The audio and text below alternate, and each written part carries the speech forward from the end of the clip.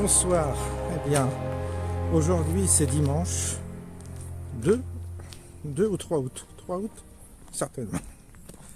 Donc, on va aller, là ça a été un peu compliqué de me rendre disponible, donc je pense que là, la minette cannelle, elle va être affamée. Je ne sais pas si ses propriétaires devaient revenir, en tous les cas, j'ai pas eu de nouvelles, donc on va aller voir si j'ai pris 2 sachets parce que je pense que la pauvre elle va être affamée. Allez, on va la retrouver. De toute façon, quand elle entend ma voix, elle se manifeste. Et là, je crois qu'elle va être. Eh oui, elle attend de pied ferme sa pâtée. Bon, on va voir si Cannelle. Ah bah voilà, elle attend, hein? Elle attend, hein? Eh oui, eh oui, eh oui, eh oui, hein? T'as faim, hein? Ah oui, puis elle est bavarde, hein? Elle est bavarde, eh oui, hein? Allez, on passe aux choses sérieuses, là. Bah oui, hein? T'as faim? Eh oui, oui, oui. Hein? Allez. Ah. Attends. Mais oui, je sais. Je sais que t'as faim.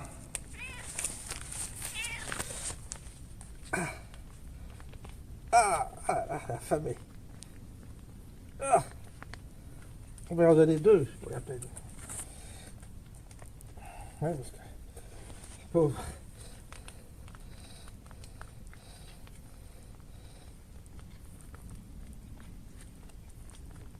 Après, ils aiment bien celle-là. Hein? Oh, ça c'est bon, ça. Voilà.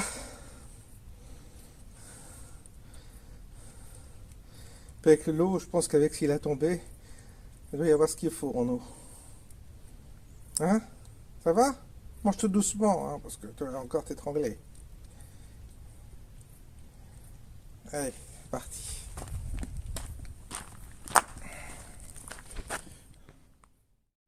Vous voyez, on reprend nos petites habitudes. Notre petit chemin.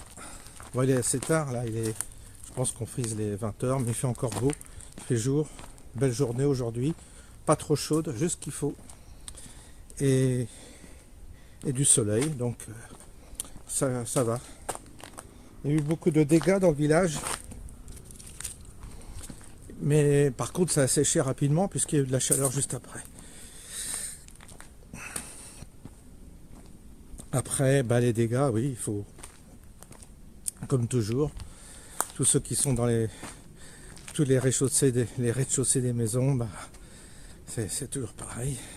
Il va falloir tout refaire. À chaque fois, il y a des travaux, des expertises, enfin, c'est tout un bins.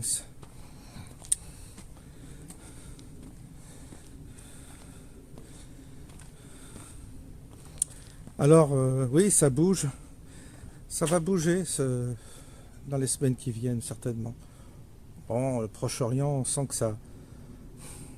Après, les médias, ils en font beaucoup. Et je ne sais pas si réellement il y a un danger ou pas d'embrasement, ou si ça va être contenu. Est-ce que les Iraniens avaient des complicités pour autoriser les Israéliens à exécuter le chef du Hamas, là, celui-là qui a été exécuté, là. Est-ce que les Iraniens sont de mèche avec Israël ou pas? Ou est-ce qu'il y a à l'intérieur du régime iranien des gens qui ont renseigné? Vous savez, franchement, ces pays-là, on ne sait pas trop comment ça fonctionne, mais ça fonctionne différemment que chez nous. L'Orient, comme disait De Gaulle, c'est compliqué. Je crois qu'il avait dit ça quand il était revenu. Oui, c'est un peu compliqué. Et on ne peut pas plaquer surtout de notre côté, nous, hyper rationnel et binaire aussi, parce que nous, il nous faut toujours un bon et un méchant. Là-bas, ça marche pas comme ça. Ça marche autrement. Et donc, c'est pour ça que nous autres occidentaux, on a du mal à pénétrer ces cultures, parce qu'elles fonctionnent suivant d'autres règles, je dirais, d'autres lois. Et quand on arrive avec nos gros sabots, nos valeurs occidentales, nos droits de l'homme et tout, évidemment, ça ne fonctionne pas. Même auprès de la population, ça ne fonctionne pas. Mais ça, on n'arrive pas à comprendre que d'autres gens puissent fonctionner différemment que nous.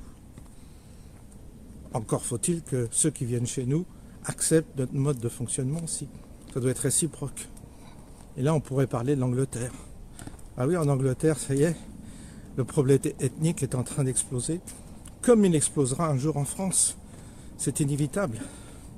Parce qu'il y a un mélange qui ne peut pas se faire. C'est ça qu'ont pas compris les progressistes, c'est que le vivre ensemble n'existe pas. Vous avez forcément des entités qui sont des entités ethniques qui ne sont pas conciliables, qui ne peuvent pas vivre ensemble. Ils peuvent vivre côte à côte, mais pas ensemble. Ça ne marche pas. Et donc, un jour ou l'autre, ça explose. Et c'est ce qui est en train d'arriver en Angleterre. Ben, c'est triste parce que il va y avoir... j'écoutais pour le coup intéressante la dernière vidéo d'Aldostérone. Aldostérone, hein, c'est ça. Il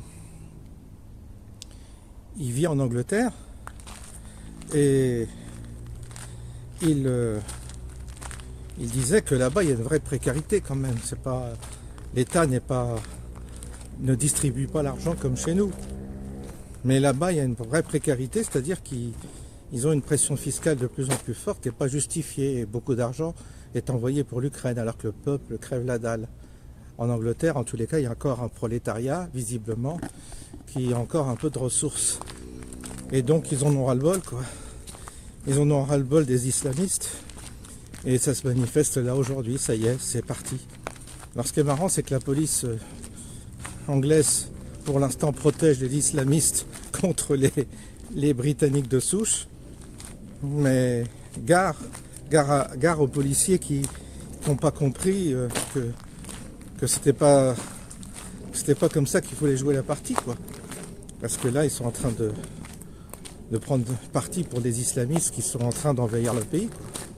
Ils sont en train de prendre parti, ils sont en train de prendre possession du pays, et comme une espèce de réflexe de survie, vous avez des Anglais qui disent non, ça suffit, on n'en veut plus, c'est fini. Et ils mettent tout le monde dans le même paquet. Donc il dit Aldo, si on tombe sur moi, lui qui est plutôt qui est pas pro-immigrationniste, tout ça, il dit s'ils tombent sur moi, ils vont voir que j'ai une gueule de rebeu, ils peuvent me frapper. C'est ça le problème d'une guerre civile ethnique. C'est qu'après il y a des amalgames qui sont faits et du coup il n'y a plus de distinction entre les bons et les mauvais. Tout le monde passe à la casserole, que ce soit d'un côté ou de l'autre. Alors si vous avez les Arabes qui chopent un blanc, ils vont le massacrer. Et si les blancs chopent un arabe, ils vont le massacrer. Ils vont plus faire la distinction. C'est le problème de la guerre civile. Il n'y a plus... les règles sont encore différentes là aussi. Elles sont globalisantes. Et pour tous les gens qui disent il ne faut pas généraliser, là vous allez voir s'il ne faut pas généraliser. Ça va généraliser. Parce que la nature humaine est comme ça. Puis vous n'allez pas la changer, la nature humaine. C'est ça qu'on ne comprenne pas les gens. Ils ont beau faire du wokisme, ils ont beau faire du wokisme, du transgenre, de tout ce que vous voulez, ils vont pas changer la nature humaine, même du transhumanisme, ils ne peuvent pas la changer. Ils ne peuvent pas la modifier. Les bases mêmes de la nature humaine rejaillissent toujours, sous une forme ou sous une autre. Et les bons comme les mauvais côtés. C'est comme ça. Maintenant, peut-être que ça va se calmer, on ne sait pas, mais il y a les fondamentaux sont là, les fondamentaux sous-jacents sont là de cette potentielle guerre civile. Alors il y a il y a des spasmes comme ça d'un seul coup, c'est spasmodique, ça vient comme ça se manifeste et après ça rentre, tout le monde rentre à la maison, mais un jour ou l'autre ça finira mal. C'est obligé que ça finisse mal. Et les apprentis sorciers du vivre ensemble et du mondialisme, eux, soit ils sont complices, ils le savent et ils le font exprès, volontairement, pour éclater la société occidentale et afin d'étendre leur pouvoir mondialiste, soit ils sont naïfs.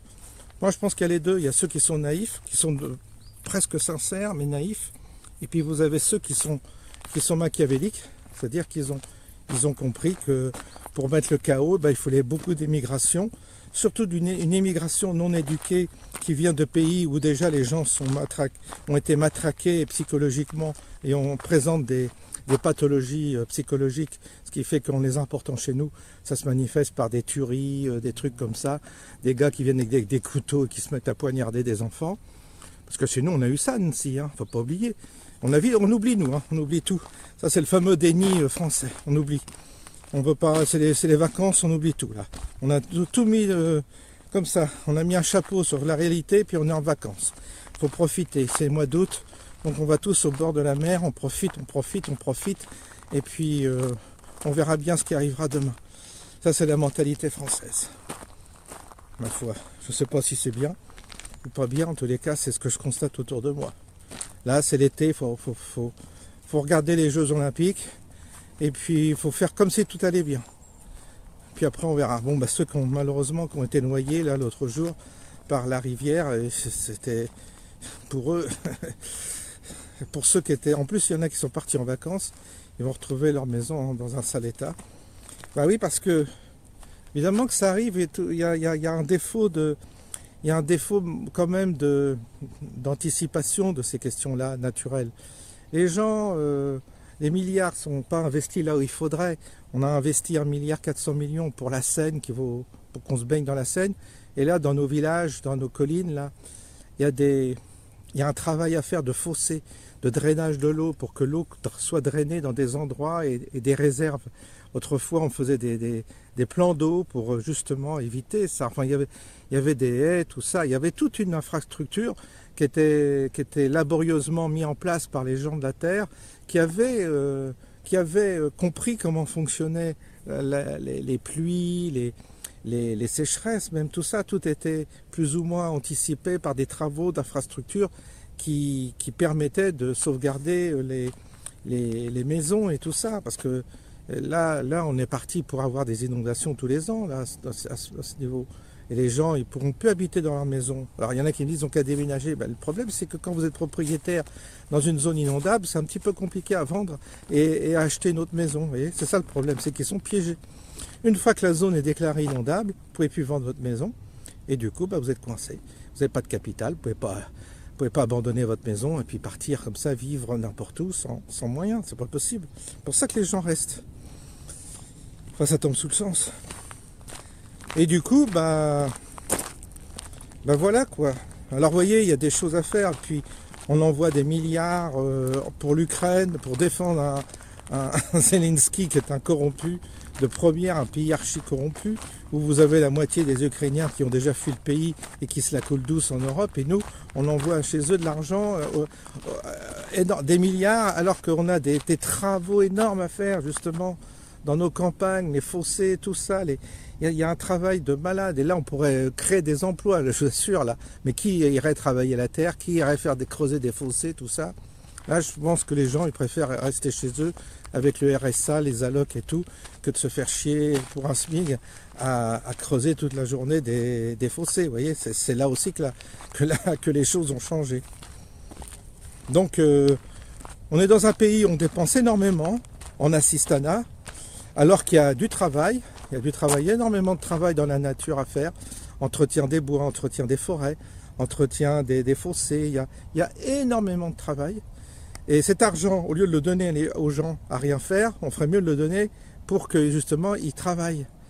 Et après, maintenant, on a des machines, on a aussi des outils, on a des perfectionnés qui font que c'est plus les travaux d'autrefois, quoi. Physiquement, c'est moins exigeant. Mais il y a un vrai travail à faire dans toutes les campagnes françaises pour éviter justement ces catastrophes qui se répètent d'année en année. Mais ça, il n'y a aucune volonté politique, évidemment, d'entamer un tel débat. Parce que ça rapporte pas. Ça rapporte pas au niveau des élections.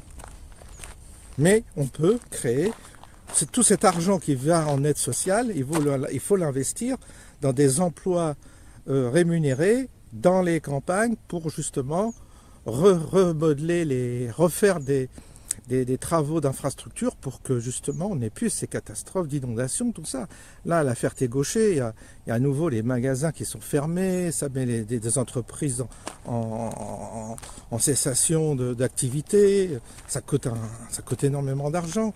Et tout ça, tous les ans, la Ferté-Gaucher est quasiment inondée, enfin souvent. Il y a un magasin qui s'appelle Action, ça fait déjà 2 fois qu'il va être inondé. Vous vous rendez compte pour celui qui a investi là-dedans?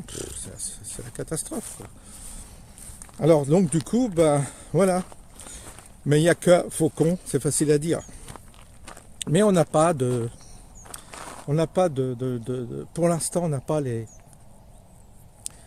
pas les intelligences pour justement redonner un sens à tout ça.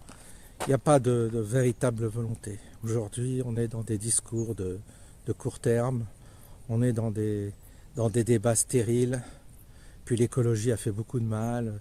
Là aussi, ils sont intervenus là où il fallait pas. Il paraît qu'il ne faut pas creuser les fossés pour les écolos, tout ça, c'est ce que j'ai vu.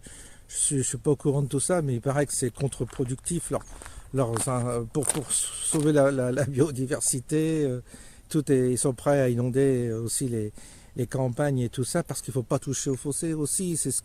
Il faudrait voir un peu aussi ce que prétendent les écologistes quant à ces travaux qui seraient nécessaires à faire et que malheureusement ils s'y opposent parfois pour des raisons de biodiversité, je ne sais quoi, et en fait on se retrouve avec des catastrophes. Là aussi, il y a chez eux un point, ils vivent tous en ville, les écolos, ils n'en ont rien à branler des gens qui vivent à la campagne, et c'est eux qui imposent tout, parce qu'on leur donne les clés. C'est pareil, on leur donne le pouvoir, ils ont le pouvoir partout. Mais c'est ça le drame, c'est que dans nos administrations, dans nos ministères, tout ça, c'est l'extrême gauche qui a quasiment pris le pouvoir aujourd'hui. Donc, vous ne pouvez pas discuter que ces gens-là, c'est des idéologues. Donc eux, ils ont déjà... eux, c'est le soviétisme, quoi. C'est des grandes barres d'immeubles, on met tout le monde dans des cages, et puis les gens ne bougent plus de chez eux. Comme ça, c'est très écolo. Ou alors ils rasent des forêts pour mettre des éoliennes ou des panneaux solaires. J'ai vu ça, des trucs comme ça, complètement absurdes. Mais c'est les écolos qui décident ça dans leur ville. Parce qu'eux, ils veulent continuer à vivre dans leur petite ville et ils espèrent grillager la ville comme ça pour la sécuriser, pour plus avoir justement des problèmes d'insécurité.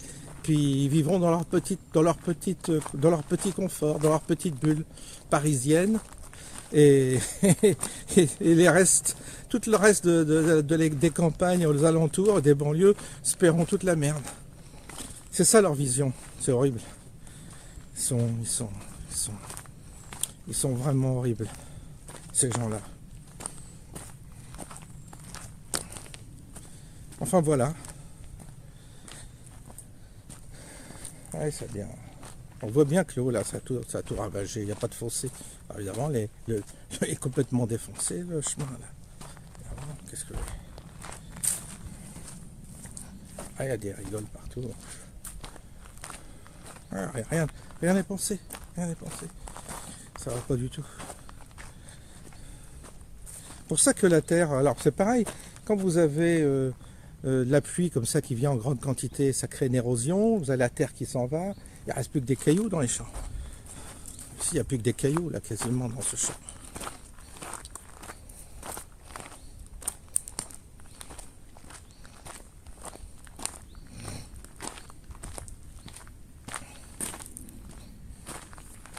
Donc, Proche-Orient, on résume. Proche-Orient, on attend. Il paraît que ça va chauffer. Est-ce que c'est de l'esbrouf? Est-ce que tout ça, c'est de l'agitation pour occuper les esprits, ou est-ce que c'est réel? Parce que Netanyahou, il se sent avoir des ailes en ce moment. Et certainement qu'il y a anguille sous roche, je sais pas.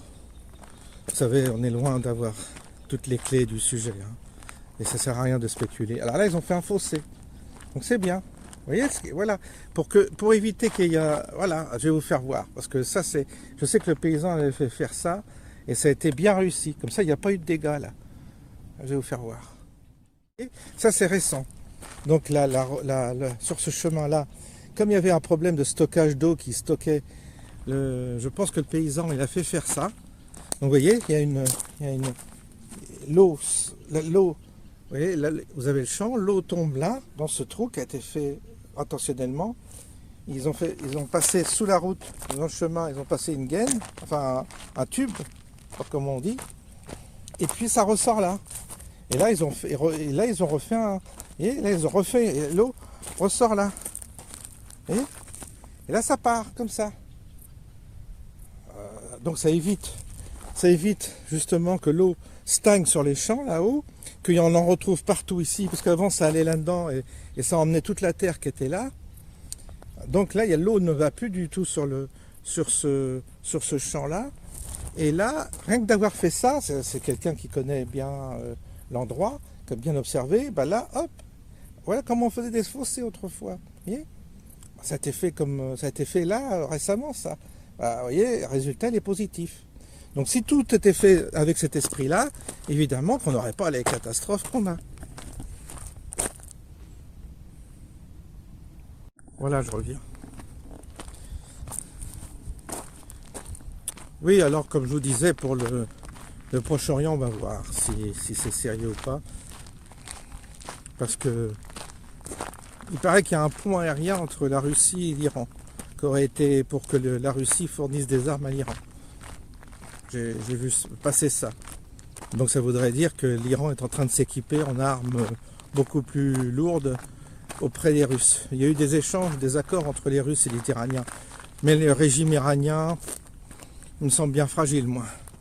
Puis la population, je sais pas, il y a une partie de la population qui ne suit plus le régime. Ça me paraît bien compliqué. Hein. Non, je pense que les Israéliens vont arriver à leur fin, c'est-à-dire ils vont arriver à s'attaquer au Hezbollah au Liban, qui reste leur deuxième menace après le Hamas, après l'Iran, peut-être l'Iran, avec l'aide des États-Unis. Est-ce que ça va se transformer en catastrophe pour les Israéliens? Est-ce que les Israéliens sont pris en otage? Vous savez, il doit y avoir beaucoup d'Israéliens qui sont en train de se demander où est-ce qu'ils vont aussi. Ils n'ont pas... il n'y a pas de consensus non plus chez eux, hein, avec Netanyahou. Il y en a qui sont pour, il y en a qui sont contre. Ils ont des points de vue aussi qui sont différents parce que ils ont des familles, pareil, ils ont pas envie non plus d'aller vers une guerre totale. Et on se demande toujours, nos dirigeants, vers où ils nous conduisent. Et c'est normal qu'on se pose ce genre de questions.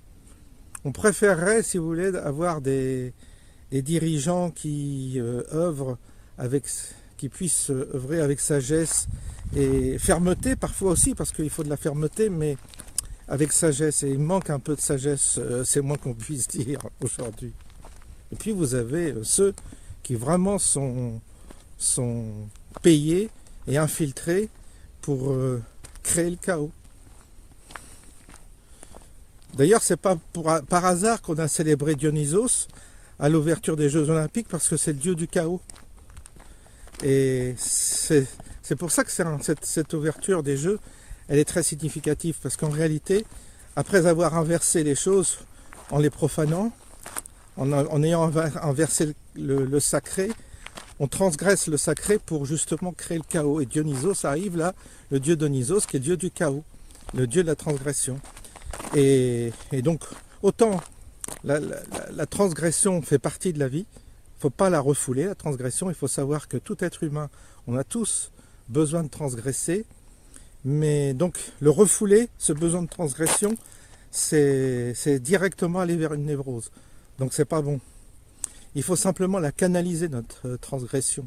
Il faut la canaliser dans un champ intime, déjà, d'une certaine manière. Et puis, il ne faut pas la revendiquer comme une chose qui est forcément la revendiquer comme un étendard.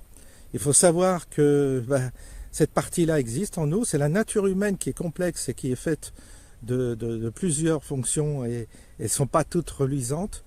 mais que cette fonction de transgression, elle est nécessaire dans un équilibre global.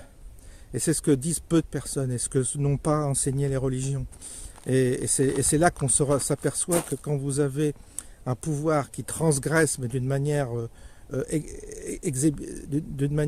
flagrante et qui exhibe sa transgression, là on tombe dans un registre justement où à nouveau on perd l'équilibre et on va vers le chaos. Parce que le Dionysos, c'est le dieu du chaos et de la transgression. Mais il faut savoir que si dans la mythologie on a ces éléments-là, ça fait partie en gros du monde humain, de la vie humaine qui sont exprimés à travers les mythologies. Et donc on sait très bien que l'homme, le carnaval, c'est une transgression autorisée. Bon, bah vous avez une journée consacrée, ça existe dans toutes les civilisations, une journée quasiment, et les films, La Purge, c'est un peu ça, vous voyez, qui a été faite par les Américains, mais c'est un peu cette idée, c'est-à-dire qu'il y a une journée consacrée à la transgression. Le carnaval, c'est la journée consacrée à la transgression. Vous avez le droit, le jour du carnaval, à faire tout ce que vous voulez. C'était un peu ça le but de cette journée. Et ça s'appelle carnaval dans certaines sociétés, ça s'appelle autrement dans d'autres, mais le principe, il est que vous canalisez la transgression, mais vous l'autorisez à un moment donné. Le problème, c'est que quand vous n'autorisez pas la transgression, je vous l'ai dit, ça crée une névrose et ça crée une méga transgression. Ça peut aboutir à une méga transgression qui est évidemment préjudiciable au groupe. C'est pour ça qu'il faut toujours, dans notre société, même dans nos vies, avoir cette soupape, je dirais. C'est-à-dire, c'est prendre une bonne cuite, une fois peut-être par an, ou j'en sais rien, ou 2 fois par an, j'ai pas de règle, mais je parle d'une bonne cuite, ou d'une fête, ou je n'en sais rien. Je ne vais pas donner de détails, mais il est important que tout être humain sache qu'il a besoin, dans une certaine période, de transgresser. Il en a besoin. Ça fait partie d'un équilibre. Et c'est comme ça que vous avez la société tient. C'est par ces mécanismes d'équilibre où justement les choses ont leur place. Et le Dionysos a sa place. Le problème, c'est qu'aujourd'hui, on a consacré la transgression comme une règle générale, comme une règle de vie. Et là, ça ne va plus. C'est là qu'on a basculé. On a basculé dans un délire collectif que les gens ne peuvent pas identifier parce qu'ils n'ont pas les outils ni les clés pour identifier ça. Moi, je ne prétends pas les avoir, mais avec mon petit raisonnement et ma petite tête, j'arrive à voir que là, avec Macron, il nous a fait basculer dans une transgression qui est une forme une transgression qui est une forme d'exhibition d'un principe qui devrait être justement occasionnel et canalisé. C'est là qu'il a eu tort. Vous voyez, par exemple, je vais prendre un exemple avec le transgenre ou les travestis et tout ça. Vous aviez un cabaret qui était tenu par Michou, tout ça, et dans le 18e, il y avait cette partie où on allait s'encanailler un peu, et il y avait des travestis, il y avait des drag queens, tout ça, qui allaient chez Michou, qui dansaient, tout ça. Enfin, c'était des transformistes, on appelait ça. Bon, ça ressemblait un peu à ce qu'aujourd'hui on nous présente comme mais pas du tout le même état d'esprit. Alors là vous aviez, il le savait Michou, qu'il était tout à fait conservateur, d'ailleurs c'était quelqu'un qui était conservateur, mais il avait sa place dans la société. C'était une petite place, un endroit particulier où on allait s'encanailler une fois de temps en temps, et encore s'encanailler, n'exagérons rien, mais enfin, il avait sa place. Et là, tout va bien, l'équilibre est maintenu, vous voyez, et il n'y avait pas de problème, de rejet, de quoi que ce soit, parce que c'était à sa juste place. Mais aujourd'hui, le fait de l'avoir généralisé, d'en faire une règle presque, et de conduire les enfants à participer à cette transgression, je dirais d'une manière radicale et presque obligatoire, là, on va vers le chaos, un chaos qui va provoquer fatalement, un jour ou l'autre, une réaction. Et la réaction sera violente, c'est obligatoire. C'est que ces gens soit le savent, soit ne le savent pas, comme je dis, mais s'ils le savent, ce sont vraiment des apprentis sorciers qui veulent mettre le feu au pays. Et il peut y avoir justement, à un moment donné, un gros souci de ce côté-là. Donc c'est un sujet intéressant aussi, ces sujets-là, mais on ne les aborde pas toujours sous le bon angle. Vous savez, avant d'aborder la vie spirituelle et la vie intérieure, il faut déjà bien comprendre comment fonctionne notre nature humaine. Dans quoi on est incarné? Dans quoi on se débat? Est-ce qu'on est déjà tout seul ou pas? On n'est pas toujours tout seul dans notre corps. Et donc il faut bien être conscient que on appartient à cette famille humaine qui est traversée par des éléments qui sont souvent contradictoires. Et c'est pour ça qu'on est parfois contradictoire, parce qu'on est nous-mêmes fabriqués d'une manière avec des contradictions internes. Et ce qu'on cherche avant tout, c'est l'harmonie. On aimerait trouver l'harmonie. Et qu'est-ce qu'on a fait pour trouver l'harmonie? On a fait des trucs. On a inventé des rituels. On a inventé des coutumes. On a fabriqué des sociétés, des civilisations qui consistent, tant bien que mal, à créer une forme d'harmonie collective.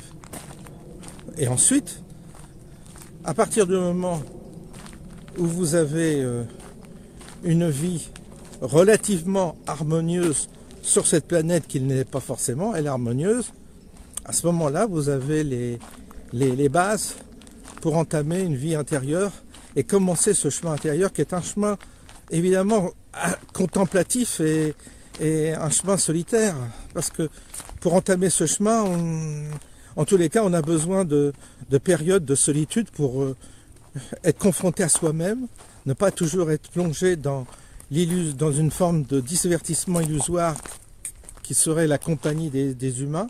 On a besoin de se retirer, on a besoin des autres, mais on a besoin aussi de se retirer. Et à partir du moment où on entame ce travail intérieur, qui est une découverte de l'âme, et qui est une forme de familiarisation avec l'âme, on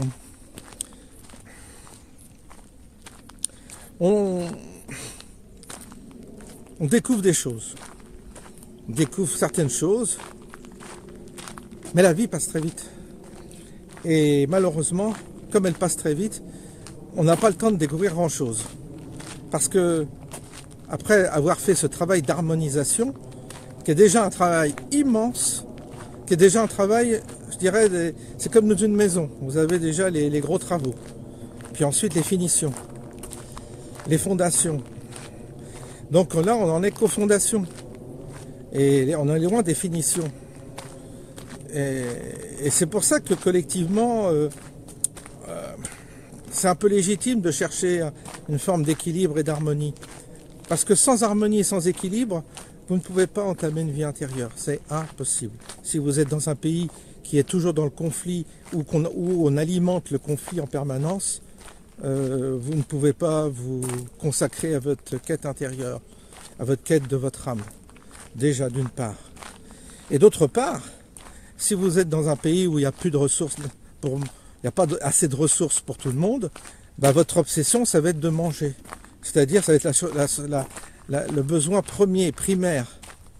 Vous savez, la fameuse pyramide, là, je ne sais plus le nom, vous trouverez le nom. Bah, vous avez la nécessité de vous nourrir et de protéger votre famille. Si vous vivez toute votre vie uniquement obsédé par le besoin de vous nourrir et le besoin de nourrir votre famille, vous ne pouvez pas entamer une vie intérieure, c'est pas possible, parce que vos priorités ne seront pas là. Elles sont simplement de survivre dans un milieu hostile. Donc c'est normal qu'une civilisation essaie de créer un milieu qui soit le moins hostile possible pour que l'humain puisse développer des qualités qu'il ne pourrait pas développer s'il était toujours en période de guerre et de conflit. Alors déjà, ça c'est important. C'est pour ça que tant que les spirituels n'auront pas compris que le b.a.-ba, le début de cette affaire, c'est déjà de créer un pays, une société harmonieuse dans laquelle on puisse vivre en paix et que chacun puisse subvenir à ses besoins légitimement et correctement, là, à ce moment-là, vous pouvez entamer une vie intérieure, un approfondissement et gagner en sagesse ensuite. Parce que plus vous avancez dans la vie intérieure et dans la vie spirituelle, plus normalement vous gagnez en sagesse. Parce que vous comprenez de mieux en mieux. Parce que vous approfondissez, vous progressez dans votre connaissance. Et cette progression dans votre connaissance vous habilite à avoir des responsabilités, et à avoir un pouvoir qui lui est bienveillant. C'est un peu comme ça que devrait se construire la société. Malheureusement, tout ce que je vous dis là, c'est du bavardage, parce qu'on en est loin. Aujourd'hui, on est même à l'inverse de tout ça, c'est-à-dire qu'ils cherchent à créer le chaos pour justement désorganiser le peu qui nous reste de société stable et civilisée, de façon à conduire les gens à être dans une nécessité quotidienne de gagner de l'argent, de survivre simplement, déjà financièrement, mais pas que, survivre matériellement, mais pas que, être dans un système où tout le monde est en insécurité, il va falloir s'organiser pour obtenir une sécurité. Donc on va être obligé de s'organiser et de consacrer beaucoup de temps à établir sa sécurité matérielle et physique. Et puis préoccupé par tout ça, ben vous n'avez plus le temps de vous consacrer à votre vie spirituelle, votre vie intérieure. Et c'est ce que veut justement le pouvoir actuel, le pouvoir mondialiste actuel. Parce que si c'était un pouvoir mondialiste bienveillant, moi je suis pas contre, je serais pas contre à la rigueur. Mais le problème c'est que ce pouvoir mondialiste il est malveillant. Et donc il est là pour justement détruire les civilisations qui avaient apporté parfois cette forme d'harmonie, toute relative, mais tout de même. Et puis ils sont là pour casser chez l'humain toute perspective d'évoluer intérieurement. Donc il y a une volonté vraiment une volonté non seulement de soumettre l'homme et de le contrôler, ça c'est une chose, mais il y a aussi une volonté de détruire en lui toute possibilité d'ouvrir cette porte intérieure qui nous conduit à fréquenter notre âme, si vous voulez. Et c'est pour ça qu'on dit que c'est démoniaque, pour ça qu'on utilise ces mots, parce que si on dit que c'est démoniaque, c'est qu'il y a une intention de détruire et d'empêcher l'homme d'avoir accès à sa propre vie intérieure. C'est en ça que c'est démoniaque, vous voyez. Il y a vraiment une volonté, parce que si vous approfondissez et si vous allez sur ce chemin intérieur, vous allez découvrir fatalement une qualité, une lumière que l'ennemi, lui, ne veut pas que vous puissiez y avoir accès. C'est parce que vous avez accès à autre chose, et ça, il veut vous en empêcher. C'est là où se situe, je crois, le combat actuel, si je m'explique bien. Donc, personnellement, si vous voulez, j'ai décidé de quitter la banlieue. J'ai mis beaucoup de temps, parce que ça n'a pas été simple à faire. Et je voulais vivre dans cette campagne et fuir l'agitation pour entamer cette vie intérieure, cette méditation. Et volontairement, je suis seul et je veux rester seul pour justement me consacrer à ce travail de découverte intérieure. Alors je ne dis pas que c'est toujours facile, mais c'est nécessaire si je veux progresser. Sinon, je serai encore distrait par des personnes qui n'ont pas les mêmes perspectives que moi. Donc ça implique malgré tout une certaine austérité dans un sens, mais pas seulement. Il n'y a pas que de l'austérité, Dieu merci. Mais de l'extérieur, ça pourrait apparaître comme de l'austérité. Comme ça pourrait apparaître, une forme de retrait de la vie. Mais on est obligé de se retirer de l'agitation pour justement ouvrir cette porte intérieure qui est vraiment la clé. Si vous êtes toujours dans l'agitation et dans le divertissement, vous n'avancerez pas d'un pouce. À la rigueur, c'est votre problème, c'est pas grave, mais vous n'avancerez pas d'un pouce.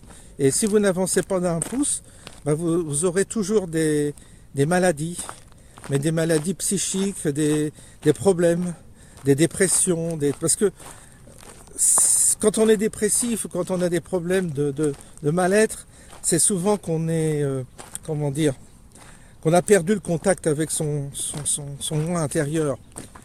Si on garde ce contact avec le moi intérieur, on se rattrape aux branches, même si on a des passages difficiles, mais il y a un moment donné où il y a le fond qui est là, qui nous sauve. Mais sinon, vous êtes ballotté si vous êtes que dans le divertissement et l'accumulation, vous êtes malheureusement ballotté de pathologie en pathologie, qui sont des pathologies psychiques, et puis vous avez après des traitements qui vous sont suggérés pour rétablir artificiellement un équilibre. Et ça, c'est pas bon.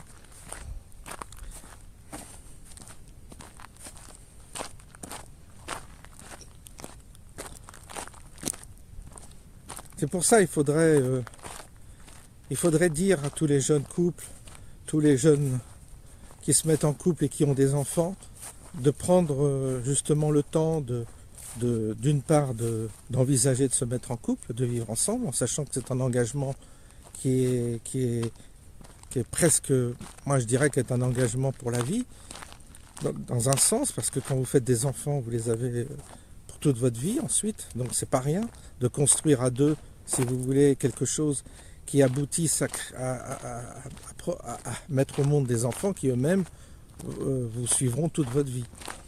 Donc c'est un grand projet, une grande responsabilité. Alors, avant de s'engager, en tous les cas, avant de s'engager dans cette voie-là, il faut un minimum de points d'équilibre pour assumer ça, parce que c'est pas rien d'assumer. Et si vous n'avez pas ces points d'équilibre qui vous permettent d'assumer ce projet-là à deux, d'une part de vous marier, de vous mettre ensemble et ensuite d'avoir des enfants, eh bien, vous allez mettre au monde une famille chaotique.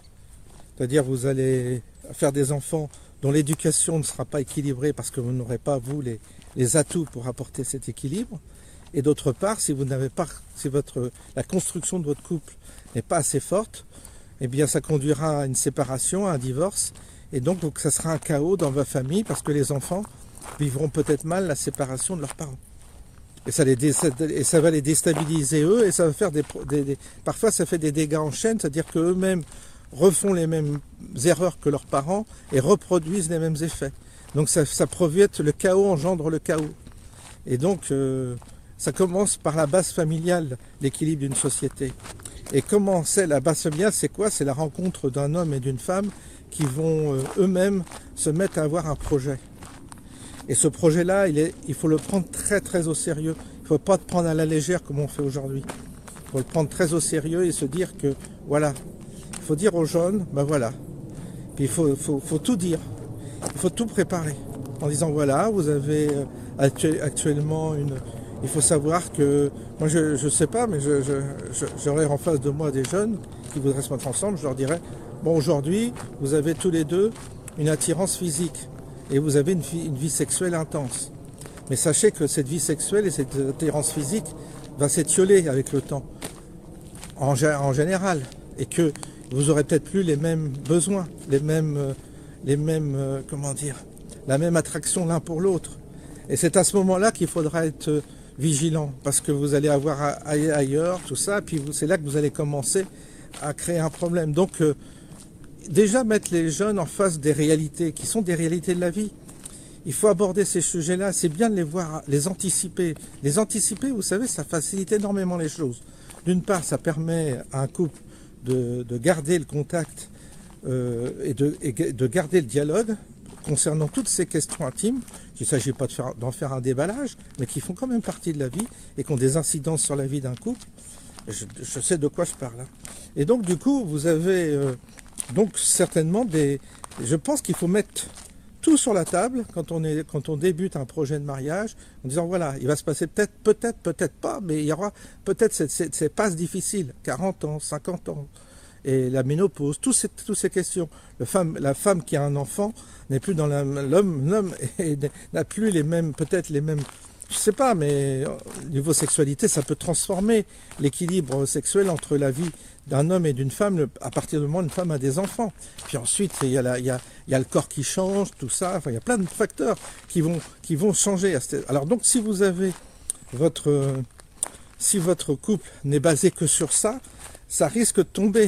Vous voyez, c'est pour ça qu'il faut s'engager dans ce genre de discussion avec les jeunes couples pour les préparer à une vie. Et la vie, c'est ça. C'est un serpentin qui passe par des phases qui sont souvent difficilement anticipables, mais dont, avec l'expérience, on a quand même des catégories qu'on peut déjà envisager, dans les pièges dans lesquels on peut tomber. ça solidifiera le couple. Parce que le but, c'est de solidifier le couple. C'est de faire en sorte qu'il aille jusqu'au bout de son aventure. Et de lui permettre d'apporter lui-même à ses enfants cette connaissance. Et comme ça, les enfants baignés par cette connaissance aborderont aussi la vie avec une forme de maturité, ce qui n'est pas le cas aujourd'hui. Vous voyez, je fais exprès d'aborder ce sujet-là. Vous voyez, c'est parce que le fait de marcher, il faut les envisager, ces questions-là. Et donc, c'est très important tout ça. C'est comme ça qu'on crée une civilisation où vous avez des bases solides, mais ça passe par la connaissance. Mais pas la connaissance intellectuelle, la connaissance de la vie. La connaissance et on a les outils pour ça. Mais malheureusement, on ne les utilise pas. Bon, ah ben voilà. Non, je crois que c'était le chat, je crois que c'était Cannelle. Il y a un cavalier qui arrive. Bon, ben je vous souhaite bonne soirée et je vous dis à bientôt.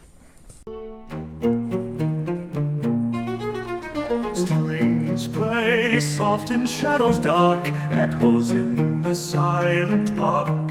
Harm stands proud with heavy heart in the night, just a spark.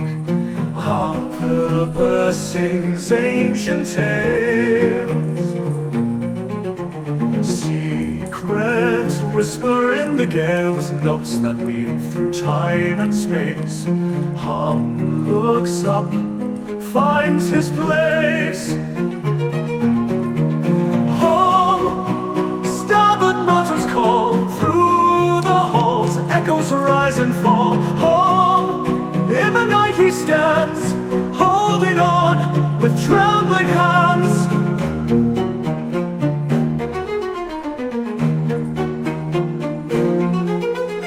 Lantern light against the sky, tears that fall, he wonders why. Gentle wind that seems to sigh, home whispers his goodbye. In the dark where shadows play, home remembers yesterday. Notes that weave through time and space. Home looks up, finds his place. Home, starboard mutters call through the halls, echoes rise and fall. Home, in the night he stands, holding on with trembling hands.